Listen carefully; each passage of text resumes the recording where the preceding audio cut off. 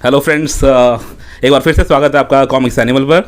आज का हमारा जो ये एपिसोड है ये है कैंडिड कॉन्वर्सेशन सेक्शन के लिए, जहां मैं बात करूंगा एक हमारी और आपकी तरह एक कॉमिक्स प्रेमी से। जल्दी से उनका तारुफ कराता हूं।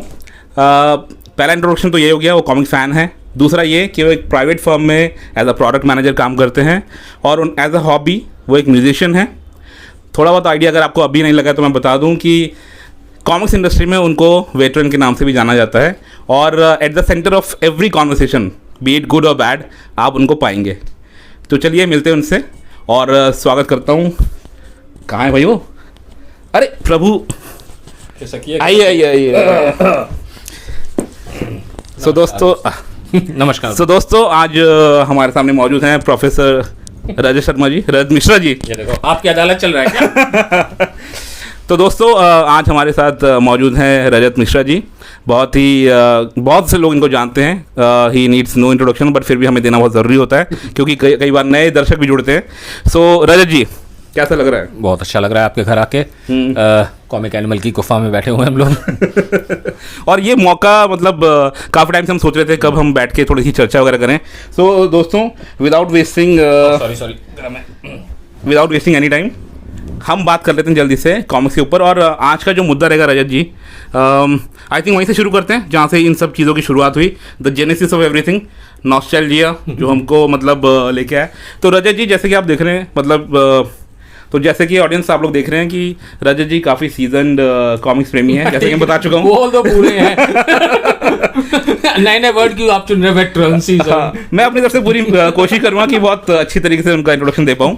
तो मेरे तो फेवरेट जो मीडिया कॉमिक्स में फूजो बाबा नजर आते हैं, उनको भी रिफ्लेक्ट करते हैं, but he is a minefield of talent.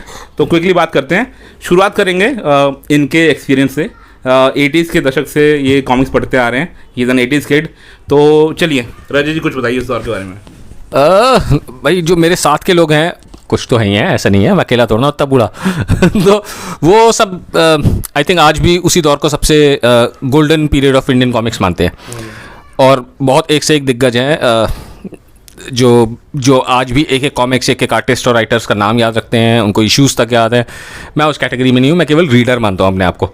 ना मैं कलेक्टर हूँ और ना मैं बहुत बड़ा कोई मतलब मेरा पैशन केवल पढ़ना है। ठीक है, मुझे आधे टाइम नाम भी नहीं याद रहते थे बचपन में। इनफैक्ट राइटर्स और आर्टिस्ट के नाम तो मैंने शायद अपने 20s में जाने के बाद देखना शुरू किया था। हाँ, उससे पहले मुझे नहीं पता होता था क्या हो रहा है। बस मुझे एक नाम याद था, और जिसको खेमा समझना है वो खेमा समझ ले, छोला भटूरा समझना है वो समझ ले।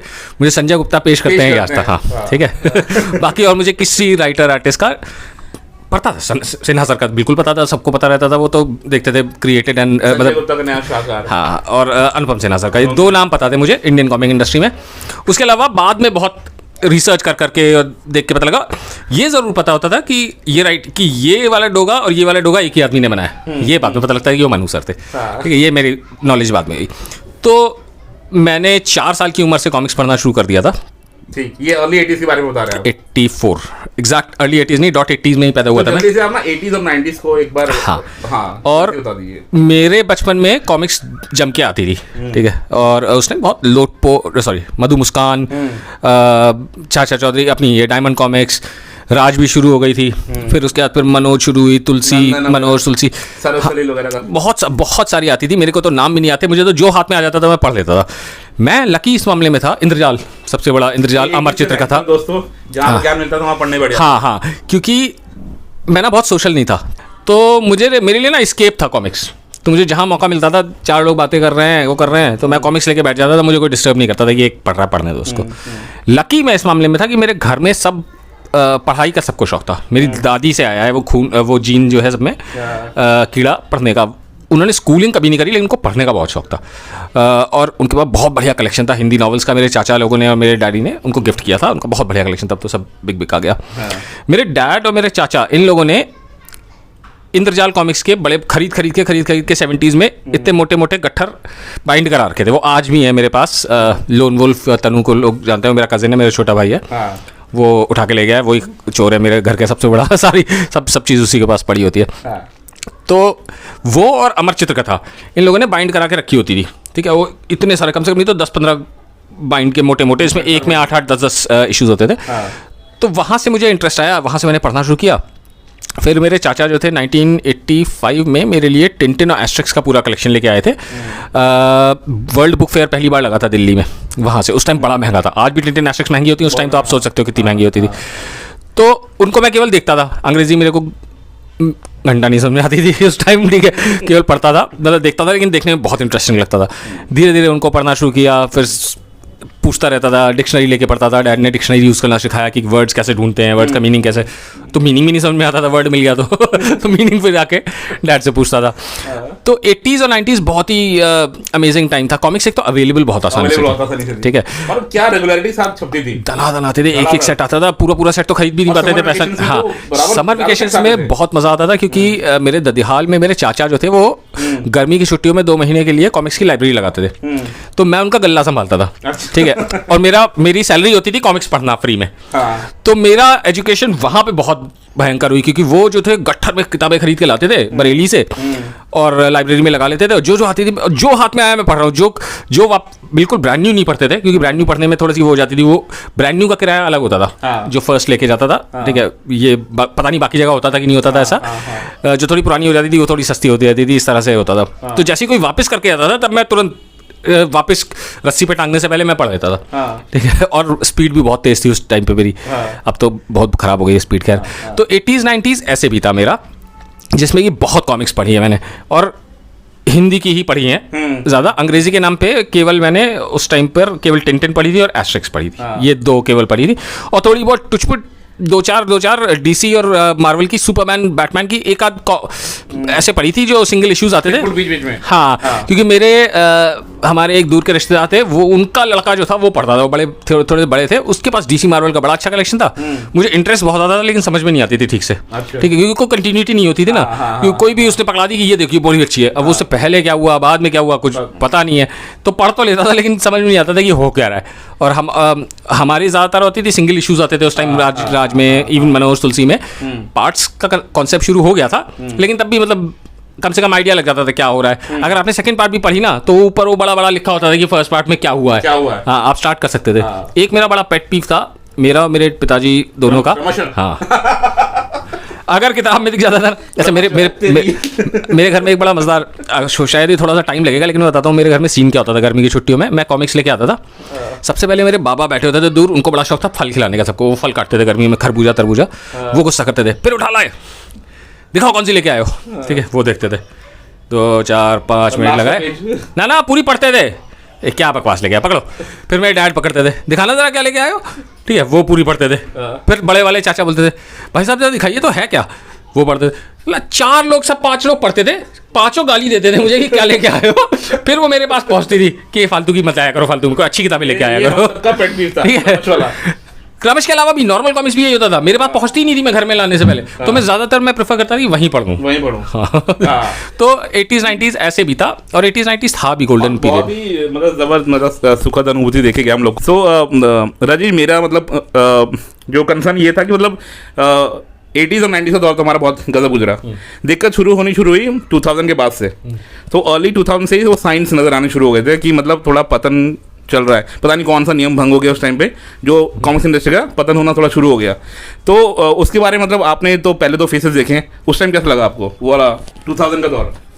नहीं जी, पतन तो मुझे पता नहीं था उस टाइम हो रहा है, सब बाकी मतलब बंद होते गए ना, तो असली कैरेक्टर्स वगैरह, पतन मुझे नहीं पता था कि हो रहा है, और पता नहीं पतन उसको बोलेंगे कि नहीं बोलेंगे, डिक्लाइन, और पता नहीं एक ही चीज़ होती है, मेरी हिंदी बहुत खराब है, सॉरी। नहीं मतलब अगर डिक्लाइन हो पता नहीं एक ही चीज़ नहीं है, तो डिक्लाइन हो रहा था। कॉमिक्स का जो दायरा सिमटता गया, हाँ, डिक्लाइन तो था, हाँ, डिक्लाइन था, बिल्कुल कर रहा था, तो पता नहीं समझिए। हाँ, तो अगर वो पतन होता है तो डिक्लाइन, पतन होता है तो डिक्लाइन हो रहा था, ठीक है। और हुआ क्या था कि मैं आ गया था कॉलेज में, ठीक है, 98 में मेरा स्कूल खत्म हुआ, 99 में मैं दिल्ली आ गया, अपने साथ कॉमिक्स ला नहीं पाया। दिल्ली में दिक्कत ये हुई, एडवांटेज और दिक्कत दोनों, कि मैं रहा हमेशा से, और तब से लेकर आज तक मैं साउथ दिल्ली में रहा हूँ। साउथ दिल्ली सपोजिटली फैंसी जगह है, मेरे लिए तो घर जैसा है, तो क्या फैंसी लगेगा, खैर। लेकिन साउथ दिल्ली में ना एक भी कॉमिक्स की दुकान नहीं दिखी। मैंने शुरू में जब मैं आया था तो मैंने ढूंढी, ठीक है, मुझे कोई नहीं, एक आध मैगजीन की किताबें थी, वो रखते नहीं थे कॉमिक्स। तो अगले 4 साल के लिए जो मेरा कॉलेज था, मेरा कॉमिक्स का एक्सपोजर ऑलमोस्ट नल हो गया था। केवल रेलवे प्लेटफॉर्म पे मिलती थी, जब साल में एक बार वापस घर जा रहे होते थे और लखनऊ से वापस आ, तब मैं 2-4 कॉमिक्स खरीद देता था।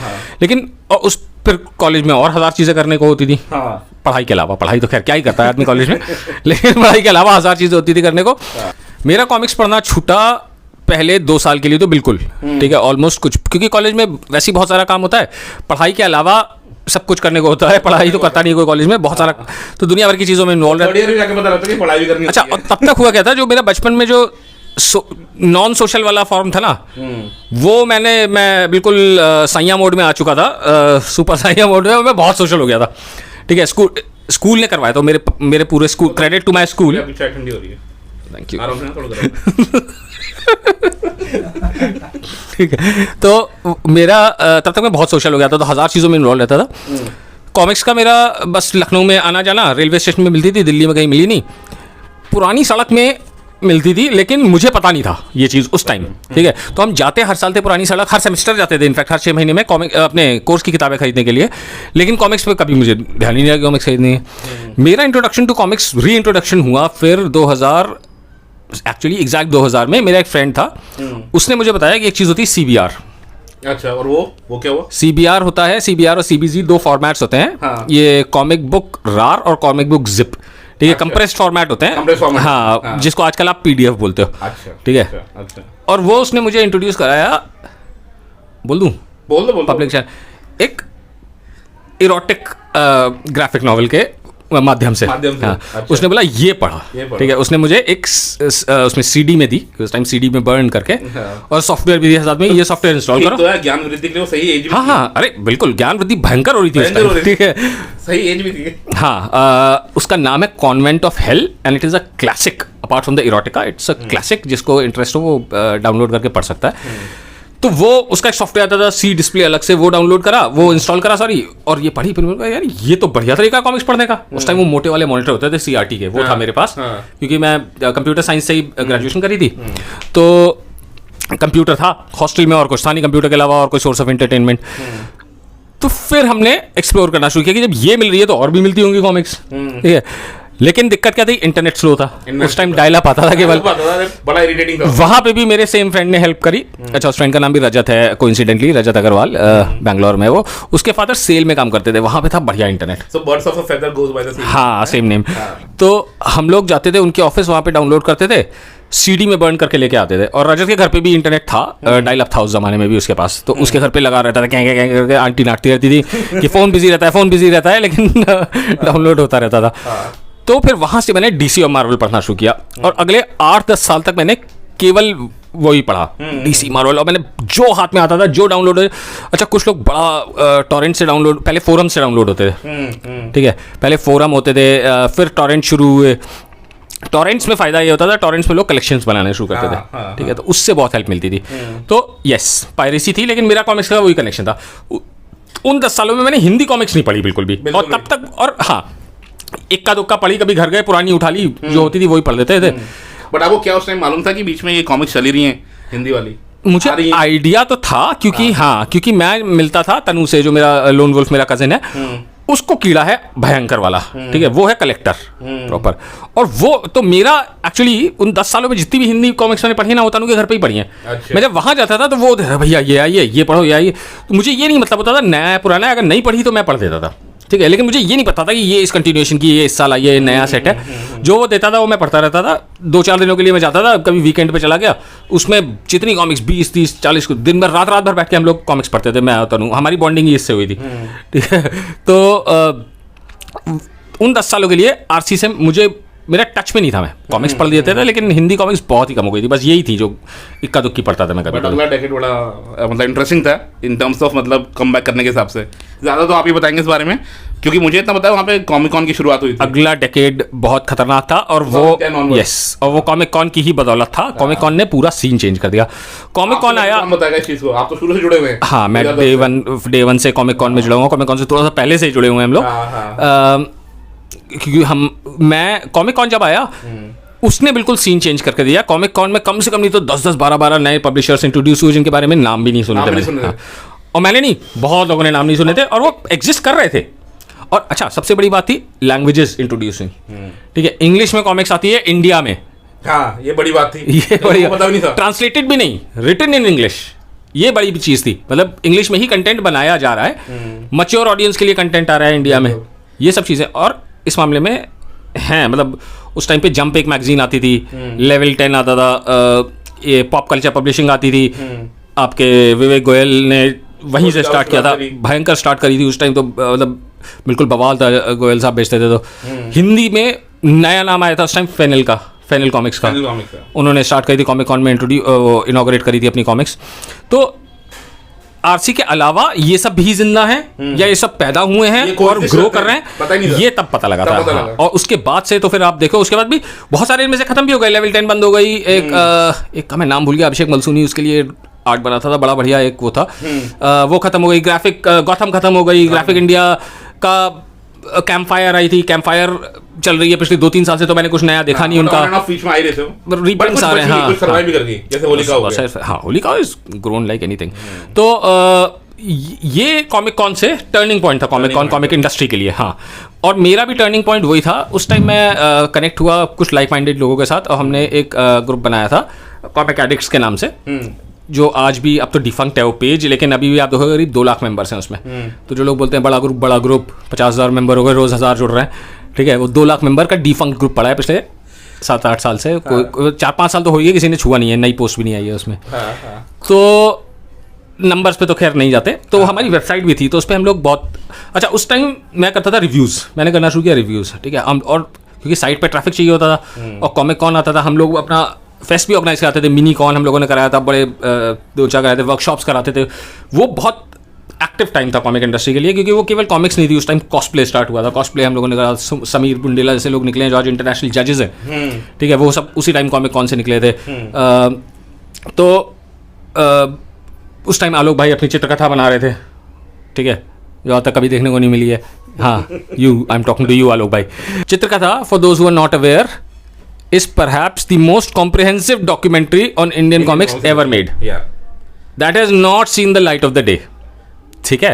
By the way, मतलब from what I know, the latest about it, it's nearing completion या already complete हो चुकी है, बस आ नहीं रही है। आलोक भाई, ये आपके लिए है इशारा, कर दो रिलीज, दिखा दो हमको, ठीक है, जो होगा देखा जाएगा, वकील है हमारे पास, हम देख लेंगे जो लीगल इशू होगा आपका, ठीक है। हाँ, तो वो ना, वो काफ़ी सॉलिड, मैं उसको बोलूँगा गोल्डन पीरियड ना रहा हो, लेकिन वो सरफेसिंग थी इंडियन कॉमिक्स की भयंकर वाली, ये कॉमिक कॉन का आना और वहाँ से फिर नए पब्लिशर्स की ग्रोथ, कुछ अमृत की तरह काम किया ना, मतलब फिर से रिजुविनेशन, संजीवनी बोलो आप उसको, अमृत से ज़्यादा। वहाँ पे अभी प्लग इन किया जाए कि मई में आलोक भाई का एक सीरियल आ रहा है संजीवनी फायरफ्लाइज के नाम से, Z5 पे, वो लोग सब जरूर देखें, स्पॉन्सर्ड नहीं है, मैं इसलिए कह रहा हूँ क्योंकि मैंने थोड़ी सी कैसे करते हो देखो, हाँ, क्योंकि मैंने भी उसमें थोड़ी सी छोटी सी हेल्प करी है उसमें। तो ये प्लग इन है, हाँ, क्रेडिट्स में नाम भी है मेरा छोटा सा, तो आप लोग देखिएगा जरूर, Z5 पे आ रहा है 5 मई से, ठीक है। खैर, तो वहाँ तो हम लोग ना कॉमिक एडिक्ट्स के लिए रिव्यूज़ करता था मैं, ठीक है, और हर हफ्ते करना पड़ता था।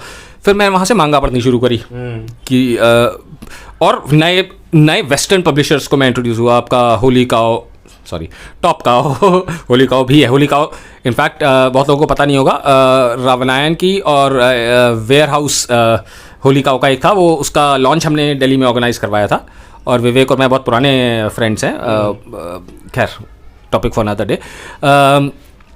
तो टॉप काओ, इमेज, वेलिएंट, ये सब मैंने नाम नहीं सुने थे, डार्क हॉर्स, ये सब मैं उस टाइम इंट्रोड्यूस हुआ बाकी लोगों की मदद से, जो मेरे फ्रेंड्स थे कॉमिक एडिक्ट्स के, मयंक खुराना, अक्षयधर, ये लोग थे, ये लोग भयंकर रीडर्स, मतलब इनकी नॉलेज आजकल ये जो फेसबुक ग्रुप में जो हीरो बनते हैं ना, इनसे मतलब बाप दादा वाला जो लेवल होता है ना वो, ठीक है, अपने जोशी जी हैं, आलोक जोशी, डॉक्टर जोशी, ये लोग अलग लेवल के लोग हैं, ठीक है, अंग्रेजी कॉमिक्स के मामले में गजब नॉलेज है इन लोगों की, ठीक है। तो मैं बस इनसे सीखता था, नाम ग्रैस्प करता था, गूगल करता था, डाउनलोड करता था, पढ़ता था, क्योंकि खरीदने की ना मेरी हिम्मत थी, ना उस टाइम औकात थी, और ना मेरा इंक्लिनेशन था, क्योंकि मेरे को पढ़ने में इंटरेस्ट था, कलेक्शन में कभी भी नहीं था। कभी कोई सेल होती थी क्रॉस रोड्स में या लैंडमार्क में तो खरीद लेते थे। तो वहाँ से, और अच्छा मैंने ना रिव्यूज़ करे राज के लिए भी बहुत सारे, रिव्यूज जाते कहाँ थे, किस प्लेटफॉर्म? कॉमिक एडिक्ट्स की वेबसाइट पे, ठीक है। एक फ़नी सा इंसिडेंट है, पता नहीं किसी को याद होगा कि नहीं होगा राज कॉमिक्स में भी, लेकिन मैंने ना नेगेटिव्स का बहुत नेगेटिव रिव्यू किया था। अच्छा। और उस टाइम हमारे पास उसका बनता भी नहीं था।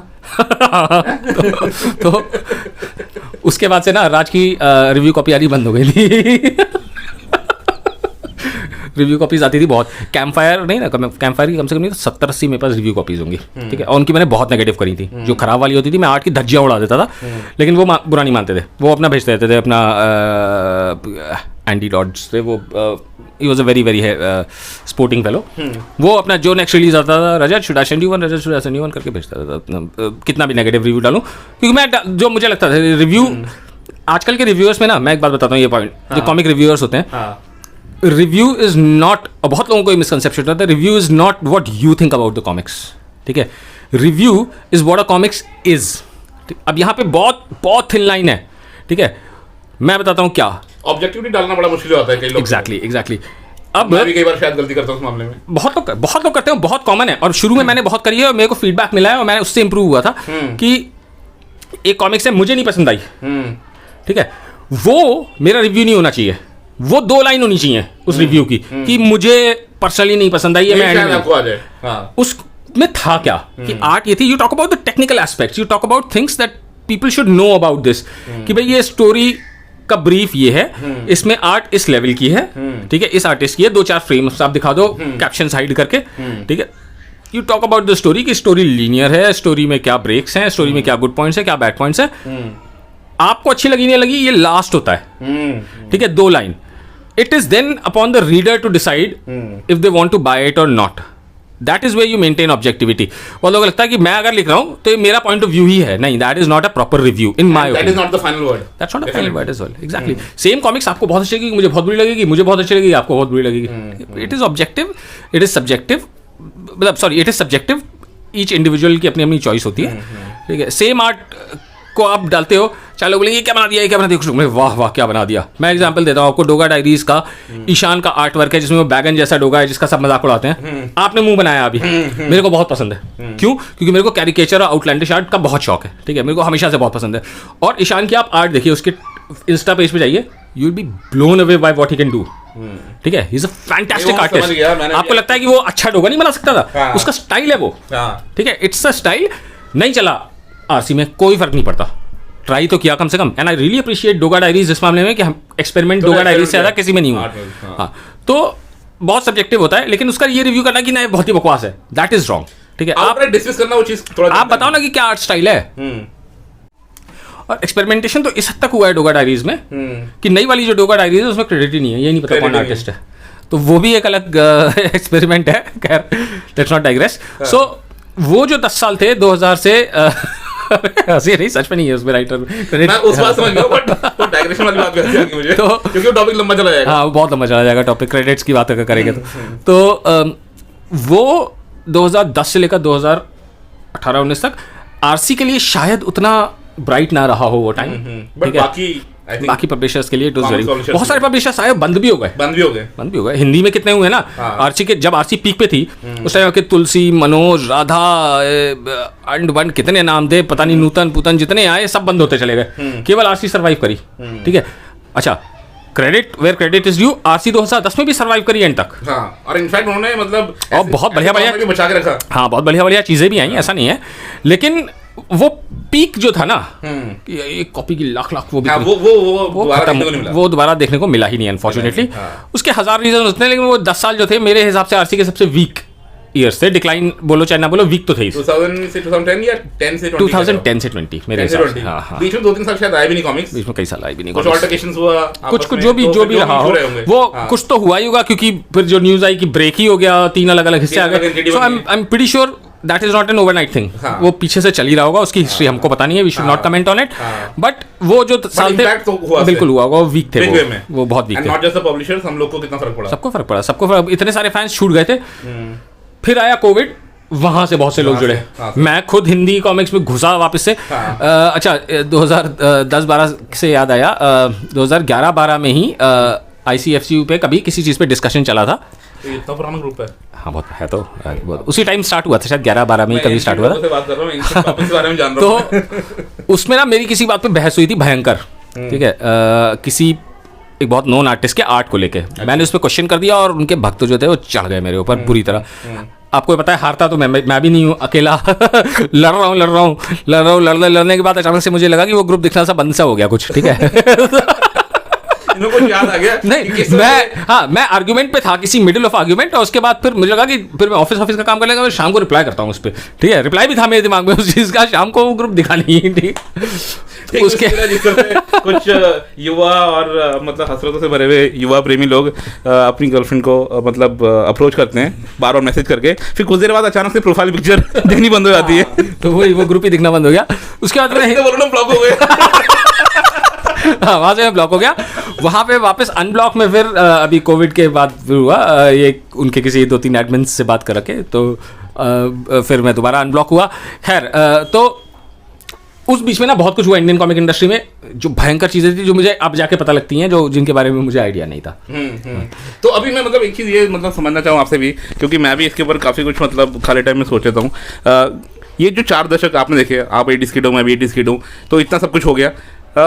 आपको क्या लग रहा है ये जो जितने पुराने पब्लिशर्स हैं और जितने नए हैं, क्या सिर्फ मतलब नॉस्टैल्जिया के बेसिस पे पुराने जो बड़ा वर्ग है कॉमिक से जुड़ा हुआ, वो राज कॉमिक से जुड़ा हुआ, चाहे मानो ना मानो, हाँ। नया जो जनरेशन है वो अब बुलसाई को पसंद कर रहे हैं, होलिकाओं को भी आगे पढ़ रहे हैं और बाकी औरों को भी मौका दे रहे हैं, लेकिन बड़ा वर्ग अभी भी नॉस्टैल्जिया में जी रहा है और उसके चलते वो काफ़ी कॉमिक्स को, एक ही कॉमिक्स को अलग अलग रूप में खरीद भी रहा है। यार नॉस्टैल्जिया ना अब ना दुधारी तलवार बन चुका है। नॉस्टैल्जिया के नाम पे चीज़ें बिक रही हैं, लेकिन नॉस्टैल्जिया के नाम पे रीडर्स का काटा भी जा रहा है। Sorry to use the word. हाँ, एक ही चीज, अब कोई भी इशू, कितनी भी महान कॉमिक्स हो, ठीक है, उसके 4 एडिशन कौन लेगा? आरसी वाला, अच्छा मैं फॉर वन, मैं बहुत से लोगों को मुझसे शिकायत होती है, कई लोगों ने बोला है कि आप प्राइसेस के बारे में नहीं बोलते। भाई प्राइसेस के बारे में किसी पब्लिशर के बारे में नहीं बोलता, ठीक है। मैंने किसी पब्लिशर को नहीं बोला कि महंगा है तुम्हारा है, सस्ता है। क्यों? क्योंकि मैं वो लेता हूँ जो मेरे को लेना होता है और मैं अफोर्ड कर सकता हूँ। मुझे पता है मैं कितनी कमाई है मेरी और कितना मेरा महीने का खर्चा है, ठीक है, और कितना मैं बजट पसंद ना पसंद क्या है, और पसंद ना पसंद क्या है। जो चीज़ मेरे पास है, पहला रूल तो मेरा ये है कि जो मेरे पास ऑलरेडी है ओरिजिनल, वो मैं नहीं लेता, ठीक है। भले ही वो सी के फॉर्म में आ रही हो चाहे किसी के फॉर्म में आ रही हो, अगर मेरे पास 4 उसकी सिंगल्स हैं, तो मैं सी नहीं लूंगा, चाहे वो पेपर बैक आए हो, डाइजेस्ट आए हो, गोल्ड गिल्डेड हो, कुछ भी हो, मुझे नहीं चाहिए। मैंने एक एक्सेप्शन किया था केवल नागायन का, क्योंकि नागायन मेरे पास इंडिविजुअल वाले भी थी और पुराना आरसी वाला सी भी है, वो देख के मैं पिघल गया था, ठीक है। वो शायद माहौल ऐसा था, मैं गया नहीं था लेने के पर्पज से। आपको भी पता है, आप भी थे वहाँ पे, पहली बार मुलाकात हमारी वही हुई थी। गिल्टी कोई कुछ भी कहता रहे, कुछ लोगों की खराब कॉपीज निकली, I am not discounting it, लेकिन वैसी सी मैंने देखी नहीं थी, ठीक है, मैंने नहीं देखी थी। बड़े लोगों ने देखी होगी जिनके पास भयंकर कलेक्शंस होते हैं इंडियन कॉन्टेक्स्ट में, खासकर इंडियन कॉन्टेक्स्ट में मैंने नहीं देखी थी। तो और हर नजरिए से वो अच्छी, और ऑनेस्टली एज अ स्टोरी नागायन मुझे कोई बहुत खास नहीं है। लास्ट के 2 पार्ट्स बहुत ही पकाऊ थे, मैं कैसे बस खत्म करने के पॉइंट ऑफ व्यू से खत्म करी थी, लेकिन वो सी मैंने केवल इसलिए ली because it was something unique, ठीक है। उसमें जो या तो तरीका बड़ा प्यारा लगा, और जो प्रेजेंटेशन वो सामने जो दिखी थी ना, वो उसमें पता लग गया था कि भाई मेहनत तो करी है, ठीक है, महंगी है, कोई दिक्कत नहीं है। जिस सब कलेक्टर्स एडिशन, उसका नाम है कलेक्टर्स एडिशन दोस्तों, कलेक्ट करने वाले लोगों के लिए, रीडर्स एडिशन नहीं है कि जो पढ़ रहा है वो खरीदे, जरूरी है उसके लिए, नहीं है ना, तो क्यों क्या रोना है, ठीक है। अभी भी बाकी पब्लिशर्स भी दुनिया भर के, आरसी कितना भी महंगी हो जाए, बाकी जो पब्लिशर्स हैं, तुम्हारे एग्जाम्पल देता हूँ, होलिका से तो सस्ती है इन कंपैरिजन, लोग लेते हैं होलिका का पूरा रीडर बेस है जो 10 साल से खरीदता आ रहा है, सब्सक्रिप्शन एग्जैक्टली ले रहे हैं ना। कभी देखा उनको रोते हुए कि दाम इतने महंगे, आरसी तो इतने भी दे रहा है, कभी बोलते हैं? नहीं बोलते ना।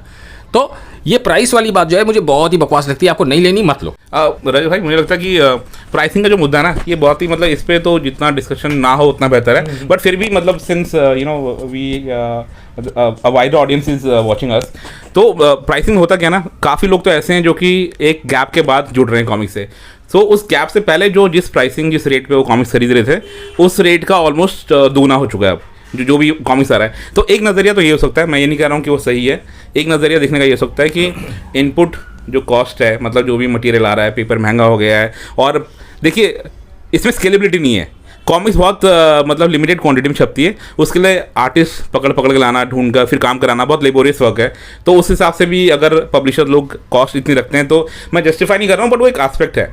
आप इसको मतलब किस तरह से देखते हो? यार बिल्कुल सही है, ये पॉइंट बहुत वैलिड है आपका। जिसने 2 साल पहले सेम कॉमिक्स आपकी 100 रुपए की खरीदी हो, जैसे सर्व सीरीज जो लास्ट आई थी, आरसी जब इंटैक्ट था, सरनायक की जो लास्ट सीरीज आई थी, हाँ वो लास्ट इशू आया था, वो करीब 120 की थी, 10% डिस्काउंट के बाद 102-108 रुपए की पड़ी होगी कुछ ऐसे। हाँ, वही कॉमिक्स मनोज जी ने जब दोबारा रिप्रिंट करी करीब 200-250 कुछ ऐसे की थी, ठीक है, ऑलमोस्ट डबल। सो कंप्लेन करना या बुरा लगना जस्टिफाइड है, मैं उसको नहीं, मैं I am not arguing on that, ठीक है।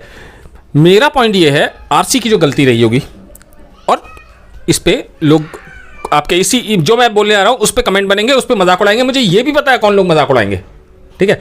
लेकिन ये फैक्ट है कि RC was not pricing their comics correctly at that time, क्योंकि उसी टाइम पे बाकी पब्लिशर्स जो थे 32 की 100 रुपए की 150 रुपए की आ रही थी ऑलरेडी इंडियन मार्केट में, ठीक है। ये कोविड वाला सिनेरियो बता रहे हो? नहीं पहले का, जब कॉमिक कौन शुरू हुआ था 2010 से लेकर 2020 के बीच में, तो उस टाइम भी उनकी प्राइसिंग के प्राइस में, हाँ ये होलिका का प्राइस देख लो, आपका ये पॉप कल्चर पब्लिशिंग का देख लो, ग्राफिक कैंप फायर देख लो, ये सब महंगी थी, 100-150 रुपए की आती थी, जब आरसी 16 रुपए की बिकती थी। कितना रन था उस टाइम, नहीं था इतना, लाखों पे नहीं बिकती थी उस टाइम भी, आरसी बंद हो गई थी लाखों बिकना। बट क्या वो जो कंपटीशन में जिन्होंने कम प्राइसिंग में कॉमिक्स रखी थी वो बिक रही थी, उतनी बिक्री थी? मुझे नहीं आइडिया है, लेकिन जो भी था मेरे हिसाब से it was a bad business decision, धीरे धीरे ग्रेजुअली इनको बढ़ाना चाहिए था।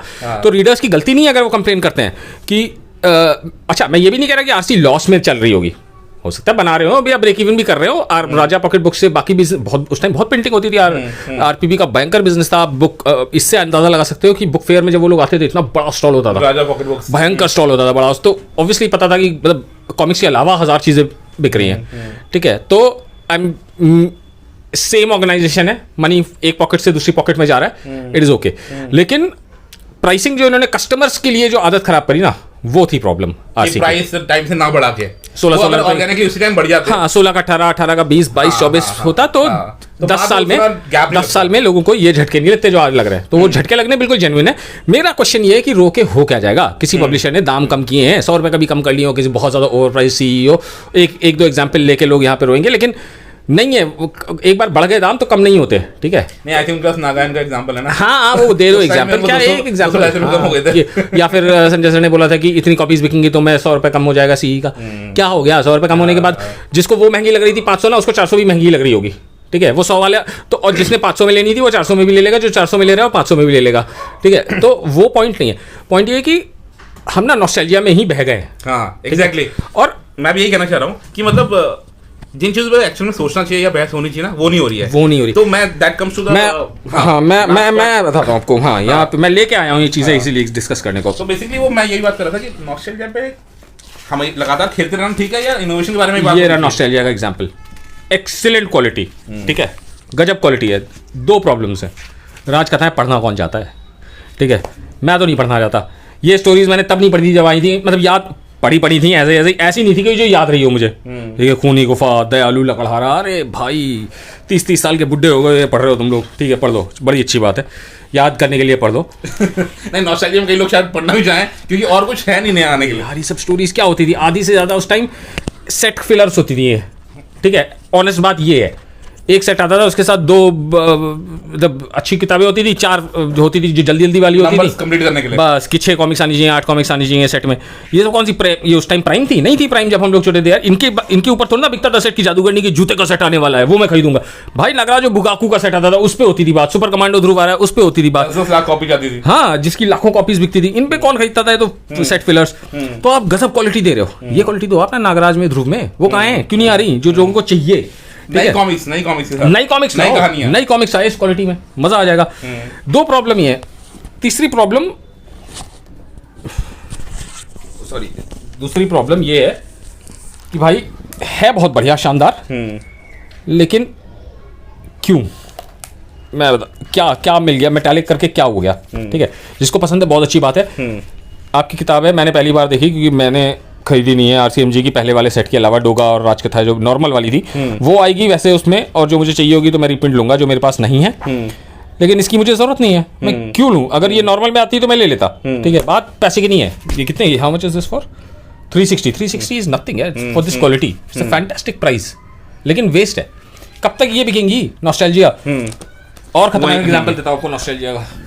ये क्या है? ये पेपर बैग सारे चिपका के और एक सीई बना दी, और इतनी एक्सपेंसिव। मेरे तो दिल के करीब है, थोड़ा सब्जेक्टिव हो जाऊंगा यहाँ पे हो गए दिल के करीब। मैं डोगा 850 रुपए की कुछ ऐसे है ना इसका, 600-800 कुछ ऐसे दाम। हाँ इसी रेंज में साहब ओल्ड साइज में लिटरली गत्ता और स्लिप केस के साथ दाम बढ़ा के आई डोंट नो क्या कर दिया। So these are both bad type of nostalgias as per me. Okay ठीक है, they are both bad examples of nostalgia. ना ये किसी को चाहिए ना ये किसी को चाहिए। बिक जाती हैं, बिक तो सब जाता है आज के ज़माने में। 400-500 कॉपीज बिक रही हैं, बिक जाने का भी क्या मतलब होता है? कहाँ तुम्हारी लाखों बिकती थी, आप ये बिक रही है तो क्या बिकना हुआ?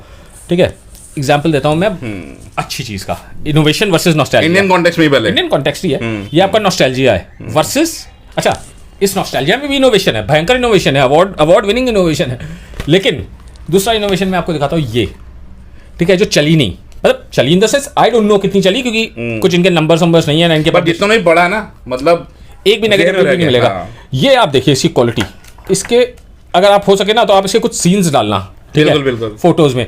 Cinematic experience, brilliantly done, perfect price, fantastic binding, कोई एक कमी नहीं है इस कॉमिक्स में। Perfect example of a graphic novel, जो होना perfect example of a graphic novel. क्या भयंकर चीज बनाई है, अमेजिंग प्रोडक्ट। और सरप्राइजिंगली इसका वर्ड ऑफ माउथ होना चाहिए था, वो हुआ नहीं, प्रचार वगैरह जो कहते हैं यार। फेसबुक ऐड से मुझे पता लगा, फिर मुझे एक आध लोगों ने बताया जिन्होंने खरीद ली, उन्होंने बताया बहुत अच्छी है। मुझे फेसबुक ऐड में इंटरेस्टिंग लग रही थी, फिर जैसे किसी एक ने खरीदी तो फिर मैंने भी तुरंत खरीदी। अच्छा इसमें सब है, वो जो कौन सी बाइंड ये होती है, ये क्या बोलते हैं इसको? हाँ ये शाइनिंग वाला है, जो भी इसको जो टेक्निकल टर्म होता है, सब इसमें भी सब है। टर्म स्पॉट क्या नहीं, यूवी समथिंग, यूवी शाइनिंग, हाँ यूवी फिल्म, स्पॉट यूवी, हाँ स्पॉट यूवी जो भी होता है, अल्ट्रा वायलेट टू मर्डरर्स को पकड़ने वाली। हाँ लेकिन आप इसकी क्वालिटी देखो और कलर ग्रेडिंग देखिए, क्या गजब है पूरी किताब की, अमेजिंग क्वालिटी ये है।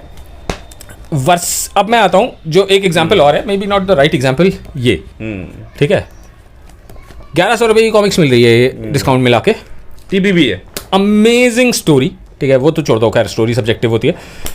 क्वालिटी देख लो, परफेक्ट बाइंडिंग है, कोई इशू नहीं है, पेपर बैक है, आराम से पढ़ सकते हो, कितनी भी बार पढ़ सकते हो, नॉर्मल पेजेस हैं, ठीक है, बहुत ज़्यादा ग्लॉसी भी नहीं है, और एक्सपीरियंस है, ये है मेरे हिसाब से। कोई लोग एग्जांपल देंगे भाई ये है एक्सपीरियंस कॉमिक्स पढ़ने का, ये मेरे लिए नहीं है, मेरे को रिफ्लेक्ट मार रहा है लाइट में, ठीक है, मेरे लिए ये है कॉमिक्स पढ़ने का एक्सपीरियंस। ये निकालो ना, क्या दिक्कत है, नई चीज निकालो, ब्रिंग आउट न्यू थिंग्स। भले इसमें कलेक्टर एडिशन ना निकालो, ये पेपर बैक ही तो है, टीपीबी है, फर्स्ट क्लास है, टीपीबी है। हाँ सो अब देखो मैं आपको दो एग्जांपल, जैसे मैंने बताया, ये नॉस्टैल्जिया भी है, इनोवेशन भी है। आरसीएसजी नॉस्टैल्जिया, बैड नॉस्टैल्जिया, इनोवेशन, नई कॉमिक्स जितने भी आ रही हैं, बिग साइज में प्रलय का देवता, वो बहुत अच्छी है, ठीक है। इवन डोगा स्टोरी वाइज मेरे को बहुत अच्छी नहीं लगी ऑनेस्टली, कचरा पेटी वाली सीरीज कुछ लोगों को बहुत अच्छी लगी, लेकिन उसकी क्वालिटी देखिए, उसमें काम हुआ पड़ा है, आर्ट क्वालिटी, प्रिंट क्वालिटी, उसकी बाइंडिंग की आज तक आई है कोई भी कंप्लेन नहीं आई ना। सीरीज स्टोरी को भी रीटोल्ड कर रहे हो, मतलब रीटेलिंग चल रही है, बट अच्छी है। जितनी भी नई पेपर बैक्स आई हैं आरसीएसजी की, किसी में कोई कंप्लेन नहीं आई है, ठीक है। मनोज जी भी नया काम कर रहे हैं, सीरीज कंप्लीट करा रहे हैं, सीरीज आगे एक्सटेंड करा रहे हैं, तो उस पे काम करना चाहिए यार। ये नॉस्टैल्जिया हो गया जो होना था। मैं समझ रहा हूँ कि बूटस्ट्रैप्ड कंपनीज हैं, बूटस्ट्रैपिंग जिनको नहीं पता वो होता है कि आप अपने बिजनेस में जो पैसा आपने कमाया वो ही पैसा दोबारा लगा के नई चीजें लेके आओ, ठीक है, तो आप मतलब सेल्फ फाइनेंस बोल लीजिए आप एक तरह से। तो रीप्रिंट्स जरूरी होती हैं, ठीक है, नया कॉमिक्स निकालने के लिए, लेकिन भाई साइमल्टेनियसली आपको नई कॉमिक्स भी और इनोवेटिवली लानी चाहिए, इतनी जरूरी नहीं होती हैं, ठीक है। सॉरी टू से, जिसकी भावनाएं आहत हुई हो उनको भावना बलसावर की तरफ से मैं क्षमा मांगता हूँ, भावना बलसावर जी से। लेकिन मेरे हिसाब से नई चीज़ों पे काम करना चाहिए। एक बार फेल होगी, दो बार फेल होगी, लाओ तो, ट्राई तो करो यार। एग्जाम्पल देता हूँ मैं आपको नए पब्लिशर्स में, साहिल का, ठीक है, क्या बवाल मार्केटिंग करता है, नहीं पसंद आई आर्ट लोगों की, लेकिन लोगों ने ली ना देखने के लिए कि है क्या चीज़। अब उसने प्रॉमिस किया थर्ड में आर्ट अच्छी होगी, बढ़िया है, नहीं भी होगी आर्ट तब भी फिर भी मौका देंगे, क्योंकि नई चीज बोल के, नई चीज़ है, कुछ तो अच्छा निकलेगा ना स्टोरी में, और इतनी महंगी नहीं है, 200-250 रुपए की किताब, अच्छे खासे 48-68 पेजेस से, इस बार पढ़ेगा आदमी, पढ़ लेगा कि नई चीज़ आ रही है, कम से कम नई चीज़ तो पढ़ने को मिलेगी यार। हम लोग रीडर्स हैं essentially, at the heart, eight the end of it, दिल से हम लोग सब रीडर्स हैं, हमको चाहिए कुछ नया पढ़ने को, बिल्कुल एसेंशियली। बाकी कलेक्टर्स ये सब ना लेयर्स है उसके ऊपर। अगर कुछ आपको पढ़ने को नहीं मिल रहा ना तो ये सब बेकार है। कलेक्शन कितना कलेक्शन करके कहाँ लेके जाओगे, कबर में लेके जाओगे अपने साथ या चित्ता में लेके जाओगे, नहीं लेके जा सकते ना। पढ़ने को जो मिलेगा वो कम से कम लास्ट डे तक तुम्हारे साथ रहेगा, ठीक है, ये नहीं रहेगा, ये तुम्हारे बच्चे बेच के खा जाएंगे जब तुम मरोगे उसके बाद। और सबसे बड़ी बात है, मुझे लगता है कि वही हिस्ट्री रिपीट होगी, पहले मम्मी काम करती थी, अब आपके बच्चे करेंगे। हाँ एग्जैक्टली। तो लेकिन जो तुम पढ़ोगे ना वो तुम्हें याद रहेगा, that will be an experience, ठीक है. सो bring out new things, that is all I request of this all the publishers, जितने भी लोग हैं. मेरी हाथ जोड़ के यही प्रार्थना है, नई चीजें लेके आइए, अच्छी कहानी लाइए, थोड़ा सा ट्राई कीजिए. खराब भी होती है तो कोई फर्क नहीं पड़ेगा यार, 4 लोग गाली देंगे, 4 लोग अप्रिशिएट करेंगे, बैलेंस हो जाता है. ठीक है, नेक्स्ट इशू में थोड़ा सा बेटर कर लेना. ठीक है, सिंपल सी बात है, ऐसे ही चलता रहता है. रीडर्स जो होते हैं बहुत भोले होते हैं, और पब्लिक की मेमोरी जो होती है गोल्ड फिश जैसी होती है. ठीक है, 2-4 दिन ग्रुप्स पे चाचा चूचू पीपी पीपी होती है, फिर सब लोग भूल जाते हैं. कोई कितना बड़ा इशू है, लास्ट ईयर का कोई इशू याद है किसी को? कुछ नहीं याद होगा. ठीक है, रिसर्फेस हम ही करते रहते हैं अपनी भसड़ बनाने के लिए, और ग्रुप नहीं, वो हलचल भी होनी चाहिए. हाँ, वो बहुत जरूरी है. लेकिन so end of the day, nostalgia is good, nostalgia is fine, और रहना भी चाहिए, कोई दिक्कत नहीं है. but let's not at the cost of innovation. Not at the cost of innovation. और जो कि अब होने लग रहा है मेरे हिसाब से, मैं तो बहुत पक गया हूँ रिप्रिंट्स और ये कलेक्टर्स एडिशन देख देख के. नया माल लेके आओ. ठीक है, मैं सबके नए इश्यूज लेता हूँ, सारे पब्लिशर्स के. अनफॉर्चुनेटली कुछ मैंने पढ़े नहीं है, लेके रख लिए हैं, लेकिन लेता सारे. That is all I want, कि नई चीजें आती हैं. तो क्या वो कलेक्टर एडिशंस हुए? अभी तो फिलहाल कलेक्ट ही करके रख रहा हूँ. कभी पढ़ूंगा तो रीडर्स एडिशन हो जाएंगे. चलिए, कोई नहीं. सो दोस्तों, अब आप पहुंचे हम इस एपिसोड को एंड करने की कगार पे. तो मैं आपको बता दूं, जैसे कि रजत भाई ने हाथ जोड़े आपके सामने, लिटरली वो तो दंडवत प्रणाम ही करना चाह रहे थे, लेकिन फिर वो आउट ऑफ फोकस हो जाते, फ्रेम से बाहर हो जाते. बट पॉइंट है, मतलब point to be noted, nostalgia ठीक है, अच्छा है, मतलब वो चलते हुए रहना चाहिए. उसी के बूते हम लोग जुड़े हुए हैं कॉमिक्स से अभी तक, लेकिन not at the cost of innovation. जैसे कि हमने पहले कहा, कुछ ना कुछ आप नया एफर्ट डालते रहिए, नई कहानी, नए किरदारों पे काम करिए. Because at the end of the day, what sells and what remains with you is new art work and new story line. और ये जितना मेटालिक है और जितना भी मतलब पैरेड वगैरह है, this is good, we are not denying it. हम कोई आउटराइट इसको रिजेक्ट नहीं कर रहे हैं, वो अच्छी बात है. बट यही एफर्ट अगर नई स्टोरी लाइन और नए आर्ट वर्क के साथ हो तो क्या बात है. Exactly. You have just summed it perfectly. हाँ. सो आज का कैंडिड कॉन्वर्सेशन का एपिसोड हम लोग यहीं ख़त्म करते हैं. बहुत बहुत शुक्रिया मैं आपसे करना चाहूँगा रजत भाई कि आपने टाइम दिया, और जिस तरह से भी मतलब समीकरण सही बैठे, मिलना जुलना हो गया. बहुत टाइम से ऐसे चल रहा था, but it's good that we caught up. और 4 दशक का ज्ञान लेके दौड़ रहे थे आप, तो फाइनली हमने इनको पकड़ा. आचार विचार, मतलब जो भी विचार हैं आपस में एक्सचेंज किए. सो आपके ऊपर है दोस्तों, जो भी आप इस कॉन्वर्सेशन से जो भी टेक अवे लेके जाना चाहें. हमने अपने विचार रख दिए, मोर सो रजत भाई ने. और चलिए मिलते हैं अगले एपिसोड में ऐसे एक इंटरेस्टिंग पात्र से.